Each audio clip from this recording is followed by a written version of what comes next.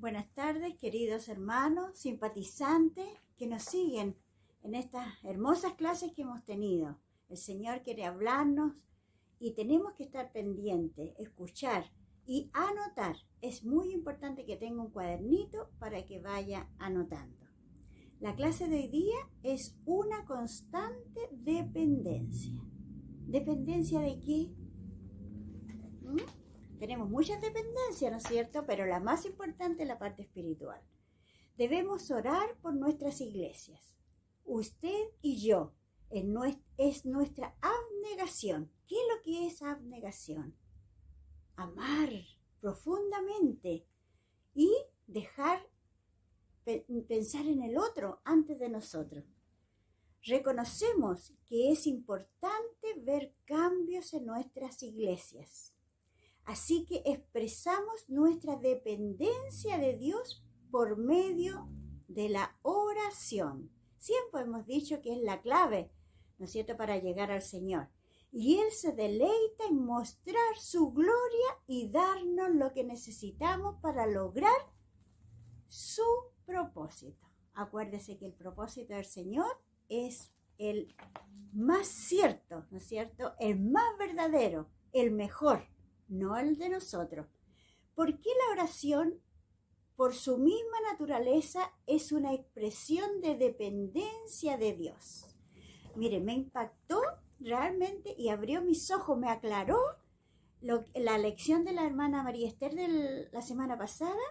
Dice: cuando los incrédulos entran a la iglesia, la grandeza de Dios que se muestra allí los cautiva de tal forma que claman para también conocerlo a Él.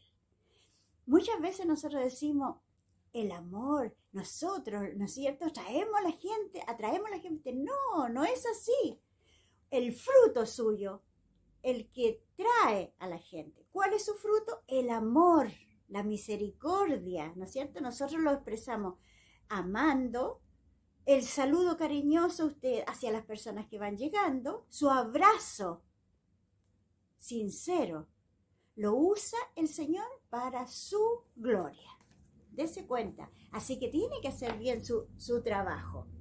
Mire, en Salmo 50:15, lea Salmo 50:15, Dios mediante la oración da gracia a sus hijos de una manera que además de la gloria a Él, la oración es una prioridad no negociable para cualquier iglesia o miembro de iglesia que quiera seguir a Dios. Hay unos versículos que me gustaría que usted leyera. Hechos 1:14. Se lo voy a leer porque no puedo dejar, ¿no es cierto?, de que vea esto. Todos estos perseveraban unánimes en oración y ruego con las mujeres y con María, la madre de Jesús, y con sus hermanos. ¿Qué es lo que hacían ellos? Perseveraban en la oración. Hechos 2:42. ¿Qué dice Hechos 2:42? Y perseveraban en la doctrina de los apóstoles, en la comunión unos con otros, en el partimiento del pan y en las oraciones. Nosotros teníamos un hermano muy querido en nuestra iglesia que ya está en la presencia del Señor, mi hermano Eduardo. Él siempre quería hacer eso, partir el pan, estar en comunión en los hogares, porque a él le gustaba mucho que se hicieran oraciones en los hogares, que se hiciera la repartición del pan y se hablara de las cosas del Señor en los hogares. Ahora debe estar él muy feliz porque está en la presencia del Señor. Veamos Hechos 6:4. Y nosotros persistiremos en la oración y en el ministerio de la palabra, que es lo mucho, mucho más importante. Si usted no lee la palabra del Señor, no conocerá nunca al Señor como es de bondadoso. Y va a ver la diferencia entre Dios y Jesús, que es impactante. ¿Qué revela esta práctica acerca de las prioridades de la iglesia local? La iglesia primitiva dependía por completo del poder de Dios.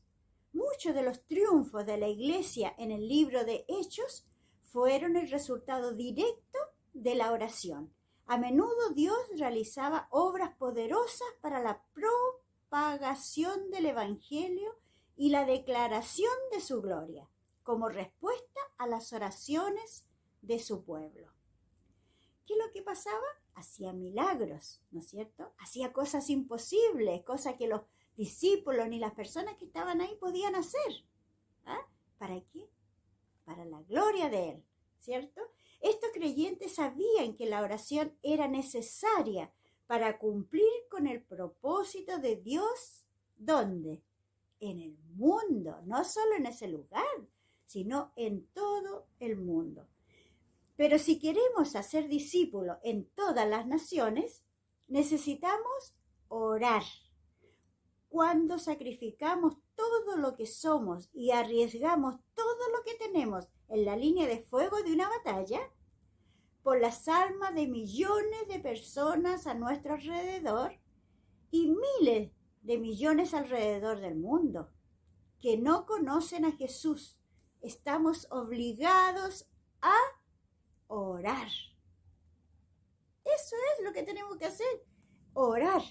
Orar por la iglesia. Ore para que capten una visión de la grandeza de Dios.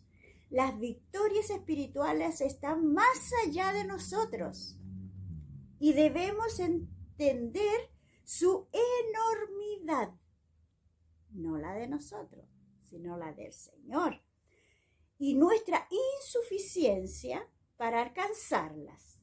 La grandeza de nuestra tarea nos hace conscientes de nuestra urgente necesidad de Dios.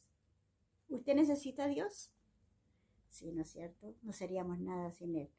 Y debemos vivir en una dependencia constante de Él. En Isaías 62, 6, 7, usted lo va a leer porque es un poquitito más largo, pero aquí hay una aclaración de ese versículo. Si le deis tregua, mire, si le dais tregua, ¿a quién le vamos a dar tregua? Al Señor.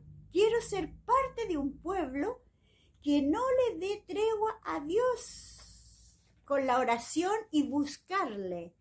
Quiero ser parte de un pueblo que invoque al Señor día y noche.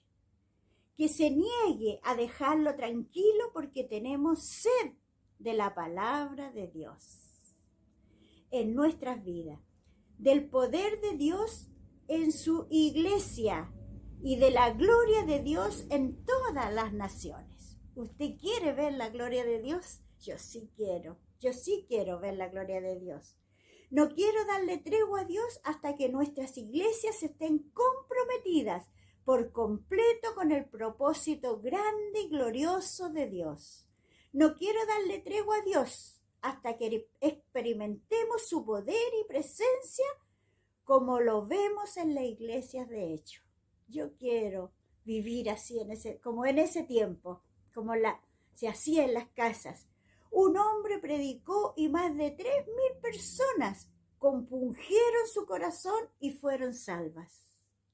Cada día el Señor añadía gente salva a las iglesias. ¿Por qué motivo? Porque estaban trabajando. Los seguidores del Señor estaban trabajando y el Señor añadía a las personas. Acuérdese que usted solamente tiene que hablar y el Señor da el crecimiento. Los cojos caminaban, los ciegos veían, miles venían a Cristo pagando un gran precio. Sin embargo, no se les podía impedir que proclamaran el Evangelio. Dios estaba tomando a las personas y llevándolas al desierto remotos para hablar a otros que se preguntaban acerca de Jesús. Si usted está hablando, la gente quiere saber más. Pero usted hable de lo que el Señor ha hecho en su vida y eso va a impactar a la gente y después va a conocer al Señor como es. el número de discípulos crecía rápidamente y el Evangelio se proclamaba con poder.